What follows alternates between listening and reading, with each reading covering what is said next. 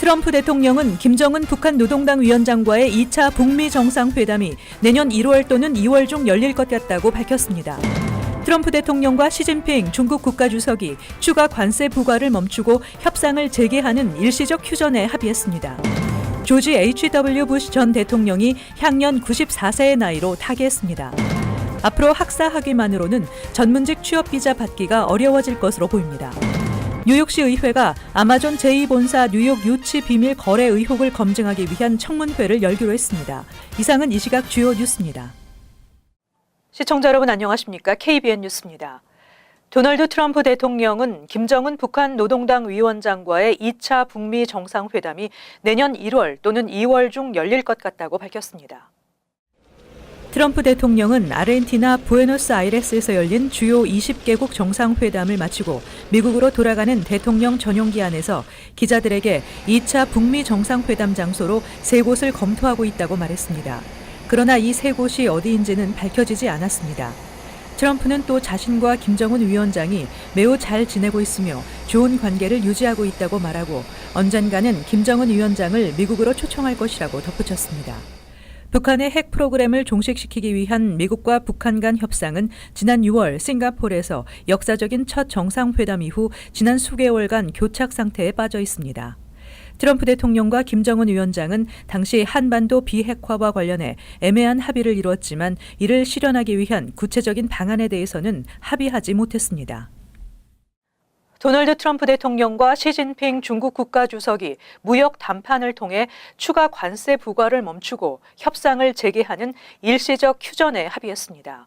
미국과 중국이 무역 전쟁 확전과 휴전의 갈림길에서 일시적인 휴전을 선택한 것으로 풀이됩니다. 지한샘 기자가 전해드립니다.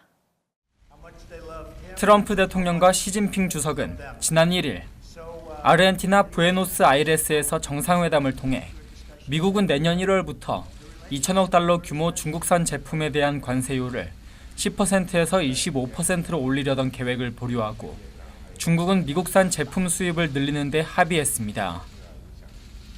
샌더스 대변인은 성명에서 트럼프 대통령과 시 주석은 강제적인 기술 이전, 지식재산권 보호, 비관세 장벽, 사이버 침입, 절도, 서비스, 농업에 관한 구조적인 변화를 위한 협상을 즉각 개시하기로 합의했다며 양측은 향후 90일 이내에 협상을 완료하고자 노력하기로 했다고 밝혔습니다.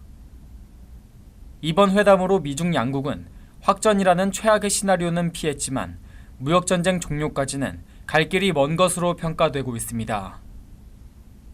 양국이 협상에 3개월이라는 빡빡한 데드라인을 정해둔 가운데 백악관이 협상 항목으로 제시한 기술 이전, 지식재산권 침해, 비관세 장벽, 사이버 안보에 대한 구조적 변화가 중국으로선 타협이 쉽지 않다는 점에서 협상의 험로가 전망됩니다. KBN 뉴스 지한샘입니다. 미국 제41대 대통령인 조지 H.W. 부시 전 대통령이 향년 94세의 나이로 타계했습니다. 조지 H.W. 부시 전 대통령이 지난 30일 밤 지병인 파킨슨병과 저혈압으로 텍사스주 휴스턴의 자택에서 타계했습니다. 부시 전 대통령의 시신은 대통령 전용기인 에어포스 원으로 워싱턴 DC에 오늘 도착해 의회 의사당 중앙홀에 안치됐으며 일반 시민들의 조문도 이어지고 있습니다. 제43대 대통령을 지낸 조지 W. 부시 전 대통령의 아버지인 조지 H.W. 부시 전 대통령의 장례식은 5일 국가가 주관하는 국장으로 열릴 예정입니다. 트럼프 대통령은 부시 전 대통령의 장례일인 5일을 국가 애도의 날로 선포했습니다. 부시 전 대통령의 장례식 날인 5일 뉴욕 증시가 하루 휴장하며 별도의 거래소인 나스닥도 이날 하루 휴장하기로 했습니다. 앞으로 학사 학위만으로는 전문직 취업 비자 받기가 어려워질 것으로 보입니다. 이민서비스국이 발표한 H-1B 비자 프로그램 규정 변경안은 석사 학위 이상의 신청자를 우선적으로 선정하도록 하고 있습니다. 연방이민서비스국은 내년부터 H-1B 신청 접수에서 미국 대학 석사 학위자의 우선권을 부여하는 메릿 베이스 추천 방식을 도입하는 등 H-1B 비자 선정 방식을 대폭 개정하는 내용의 규칙 개정안을 발표했습니다. 개정안은 앞으로 30일간의 의견 수렴 과정을 거친 후 개정이 확정되면 내년 4월부터 시작되는 2020 회계년도 H-1B 사전 접수부터 새 규칙이 적용됩니다. 개정안에 따르면 H-1B 사전 접수 추첨에서 미국 대학 석사 학위자는 전체 추첨 기회와 2만 개 석사 학위자 쿼터 면제 추첨 등 두 번의 우선 기회를 부여하도록 돼 있어 학사 학위자나 해외 학위자에 비해 추첨의 확률이 크게 높아지게 됩니다. 현재 H-1B 사전 접수 추첨 시스템은 1차로 석사 학위자 대상의 쿼터 면제 2만 개를 추첨하고 2차로 6만 5천 개 일반 쿼터 추첨을 하도록 돼 있지만 개정안은 6만 5천 개 일반 쿼터에 석사 학위자를 모두 포함시켜 1차 추첨을 하고 2차에서는 1차에서 탈락한 석사 학위자를 추첨해 2만 명을 선정합니다. 또 개정안에는 내년부터는 고용주가 1차 온라인 접수를 하고 여기에서 추첨에 당첨된 신청자로부터만 별도의 종이 신청서를 접수하는 2단계 방식의 사전 접수 제도를 도입하는 내용도 포함되어 있습니다. 이민서비스국은 개정 규칙이 적용되면 추첨에 당첨되는 석사 학위자가 약 16% 증가할 것으로 추산했습니다. 아마존 제2본사 뉴욕 유치 과정에서 비밀 거래 의혹이 제기되고 있는 가운데 뉴욕시 의회가 이를 검증하기 위한 청문회를 열기로 했습니다. 청문회는 오는 12일과 1월과 2월 세 차례 예정돼 있습니다. 코리 존슨 뉴욕시 의장은 청문회를 통해 지금까지 알려진 바가 없는 아마존 제2본사 뉴욕 유치 거래가 어떻게 성사됐는지 여부를 자세히 알아볼 수 있을 것이라며 앞으로 수개월 동안 청문회가 계속될 것이라고 밝혔습니다. 뉴욕시 의회 청문회에 증인으로 출석을 요청받은 인사는 3명으로 앨리시아 글렌 부시장과 제임스 패체트 뉴욕시 경제개발공사 사장 그리고 아마존 고위 임원 등입니다. 지난 11월 13일 아마존이 퀸즈 롱아일랜드 시티와 버지니아주 크리스탈 시티에 제2본사를 세우겠다고 발표했으며 뉴욕 주시 정부와 아마존의 거래로 뉴욕시는 2만 5천 개의 새로운 일자리를 창출하게 됐지만 아마존은 30억 달러 규모의 뉴욕주 세금을 감면받고 여러 가지 추가 혜택을 얻었습니다. 당시 이 발표로 인해 앤드류 쿠오모 뉴욕주지사와 빌 드블라지오 뉴욕시장은 주 정치인들과 비즈니스, 커뮤니티 리더 그리고 일부 주민들의 비난을 받았습니다. 청문회는 총 3차례가 예정돼 있는데 첫 청문회는 오는 12월 12일 뉴욕시청에서 열리며 경제개발위원회 소속 시의원들이 참여합니다. 내년 1월에는 시의회 재정위원회에서 청문회를 열며 아마존이 받는 여러 가지 혜택에 대해 집중 추궁할 것으로 보입니다. 마지막 청문회가 열리는 2월에는 아마존 제2본사의 롱아일랜드 시티 진출에 따른 부동산, 교통 문제 등에 대한 질문이 있을 예정입니다. 뉴욕시 학부모들이 자녀의 고등학교 신청을 직접 하도록 바뀐 새 공립학교 등록 시스템이 2주 연기됐습니다. 새 시스템은 혼란만 가중시키고 있다는 비판을 받고 있습니다. 오늘까지 마감으로 공지됐던 뉴욕시 공립고교 등록 기간이 약 2주 뒤로 미뤄졌다고 교육 전문 웹사이트 초코비트가 보도했습니다. 초코비트는 새로운 공립고등학교 등록 시스템이 습득이 어렵고 중요한 정보가 누락되거나 잘못 안내된 경우도 많아 혼란만 늘렸다며 시 당국의 행정 무능을 비판했습니다. 또 카운셀러들은 학생이나 부모가 고교 등록을 하는 과정에서 선택한 학교를 확인하기 힘들어져 적절한 조언을 해줄 기회를 놓치는 경우가 많다고 지적했습니다. 교육국 측은 새로운 등록 방식이 각 학교의 카운셀러를 통해 접수를 하던 기존 방식보다 학부모들이 주체적으로 자녀의 진학 과정에 참여하고 학교와 등록에 관한 정보를 교육국이 일괄적으로 제공해 학교나 학군 혹은 부모의 경제적 능력에 따라 얻을 수 있는 학교 등록 관련 정보가 다르다는 문제점을 해결하기 위한 것이라고 밝혔습니다. 그러나 교육국 측의 의도와는 달리 마이스쿨 등록이 시작된 지난 9월부터 교육 전문가들과 학부모들이 지적해온 정보 미흡 등의 문제가 결국 등록 기간을 늦추게 만든 것이라는 지적이 제기돼 왔습니다. 시 교육국의 더그 코온 대변인은 이번 사태와 관련해 등록 기간 연장은 마이스쿨의 기술적인 문제가 아니라 통상 등록 마감 기한을 넘기고 나서도 지원서 접수를 받아왔으므로 기한을 늘린 것이라고 해명했습니다. 뉴욕시 특목고 입학시험 폐지가 추진되고 있는 가운데 뉴욕 한인 학부모 협회가 특목고 입학시험 폐지 반대를 위한 모임을 개최합니다. 뉴욕 한인 학부모 협회는 오는 6일 워싱턴 DC 소재 비영리 단체 코리안 아메리칸스 인 액션 대뉴욕지구 한인 교회 협의회와 함께 퀸즈 더글라스던의 뉴욕 교협 청소년 센터에서 뉴욕시 특목고 입학시험 폐지 반대 모임을 개최합니다. 이날 모임에는 론킴 뉴욕주 하원의원, 베리 그로덴칙 뉴욕 시의원 등이 참석할 예정입니다. 뉴욕 한인 학부모 협회 최윤희 회장은 뉴욕시 교육국에 특목고 입학시험 폐지안 반대를 위해 한인 학부모와 특목고 동문들의 적극적인 정치 참여가 필요하다고 호소했습니다.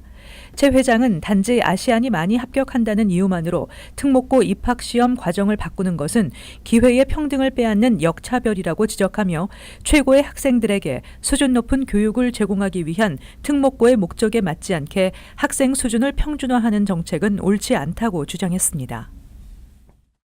뉴저지 음주운전 처벌 규정 개정안이 상원에 이어서 하원에서도 통과됐습니다.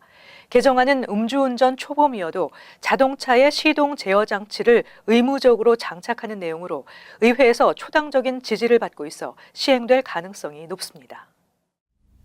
뉴저지 주 하원 법사위원회가 음주운전 처벌 규정 개정안을 만장일치로 통과시켰습니다.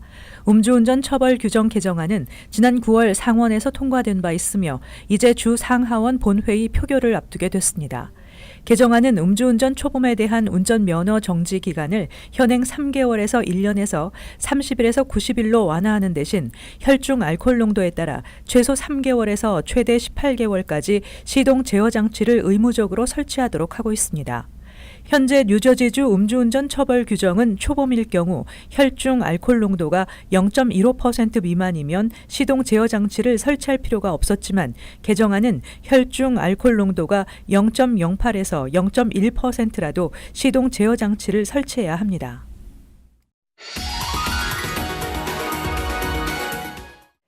이어서 LA 지역 한인사회 소식입니다. 독감 시즌이 본격적으로 시작된 가운데 LA 카운티에서 첫 독감 사망자가 발생했습니다. LA 카운티 보건국은 2018-19년 독감 시즌의 첫 사망자가 LA 카운티에서 발생했으며 환자는 평소에 지병을 앓고 있었던 노인이라고 밝혔습니다. 당국은 독감은 면역력이 약한 노년층이나 어린이는 물론 건강한 사람에게도 치명적일 수 있다며 독감을 예방하기 위해 미리 예방접종을 받을 것을 당부했습니다. 한편 지난 2017-18 독감 시즌 동안 LA 카운티에서는 278명의 독감 환자가 숨진 것으로 집계됐으며 이는 지난 2010년 이후 최고 기록으로 알려졌습니다. 애틀란타 국제공항이 안면 인식 출국 시스템을 도입합니다. 애틀란타 국제공항 당국은 내일부터 델타 항공이 전국에서 최초로 승객이 여권이나 탑승권 없이 얼굴 인식만으로 출국할 수 있는 안면 인식 시스템을 본격 도입한다고 밝혔습니다. 얼굴 인식 시스템은 카메라가 촬영한 탑승객의 얼굴을 세관 국경보호국 데이터베이스에 입력된 여권 사진과 비교해 일치 여부를 확인합니다. 델타 항공 측은 얼굴 인식 시스템이 신원을 확인하는데 최대 2초밖에 소요되지 않는다며 여행객들은 전체 탑승 시간을 최대 9분까지 절약할 수 있을 것이라고 설명했습니다. 한편 세관 국경보호국은 얼굴 인식 시스템을 현재 미국 7개의 주요 공항에서 시범 운영 중입니다. 이어서 간추린 소식입니다. 연방 이민서비스국 통계에 따르면 지난 6월 말 현재 계류 중인 시민권 신청서는 75만 793건으로 집계됐습니다. 지난해 같은 기간의 적체 건수 78만 4,516건에 비해 소폭 감소했지만 오바마 행정부 시절과 비교하면 23만여 건 더 많은 것입니다. 이에 따라 처리 기간도 최대 2년이 소요되고 있습니다. 특히 적체가 심각한 텍사스주에서는 26개월이 소요되고 있으며 애틀란타는 22개월이 소요되고 있습니다. 제약회사 사이젠의 일부 고혈압약에서 발암물질이 검출돼 회수 조치가 내려진 데 이어 이스라엘의 제약회사 테바의 고혈압약도 같은 이유로 리콜됐습니다. 연방식약청에 따르면 미국에 유통된 테바사의 고혈압약 2종에서 발암 유발 물질인 N-니트로소디에틸아민이 검출돼 잦은 회수 조치를 내렸습니다. FDA에 따르면 현재까지 해당 의약품과 관련해 부작용 사례는 보고되지 않았습니다. 메리엇 인터내셔널이 자사 스타우드의 예약 데이터베이스가 2014년부터 불법 해킹 피해를 입어 최대 5억 명에 달하는 고객 정보가 유출됐다고 밝혔습니다. 스타우드는 메리엇이 2016년 인수한 호텔 브랜드로 산하의 W호텔, 쉐라톤, 리츠칼튼, 웨스틴, 세인트 레지스 등이 있습니다. 메리엇은 이번 해킹으로 3억 2,700만 명의 이름과 생년월일, 주소, 전화번호 등 개인 신상 정보가 유출됐을 수 있다고 밝혔습니다. 바바라 언더우드 뉴욕주 검찰총장은 세금이 적은 타주 담배를 가져와 뉴욕시와 롱얼랜드, 뉴저지주 등에서 유통하던 17명을 검거 기소했다고 밝혔습니다. 뉴욕주 검찰은 GPS 추적 장치와 몰래 카메라 등을 이용해 타주에서 담배를 나르는 트럭 등을 추적해 관련자들을 찾아낸 것으로 알려졌습니다. 이들에게 3만여 갑의 담배를 유통시킨 것과 관련해 탈세와 돈 세탁 등 242건에 대해 기소했습니다.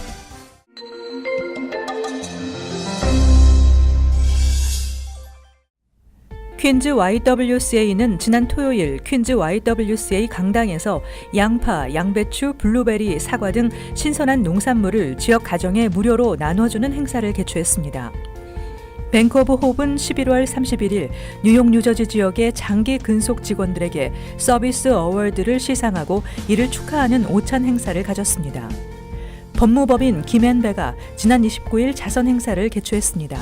법무법인 김앤배는 2005년부터 이어오는 자선 행사를 통해 한국의 은평 천사원을 돕고 있으며 올해는 3만 달러를 모금했습니다. 계속해서 환율과 증권 소식입니다.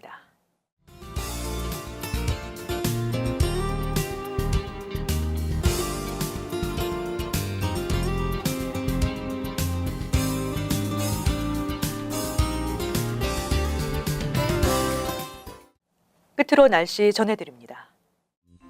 화요일 대체로 맑겠습니다. 낮 최고 기온은 41도, 섭씨 영상 5도, 밤 최저 기온은 27도, 섭씨 영하 3도 예상됩니다. 수요일도 대체로 맑겠습니다. 목요일 역시 대체로 맑겠습니다. 이상으로 KBN 뉴스를 마칩니다. 시청해주신 여러분 고맙습니다.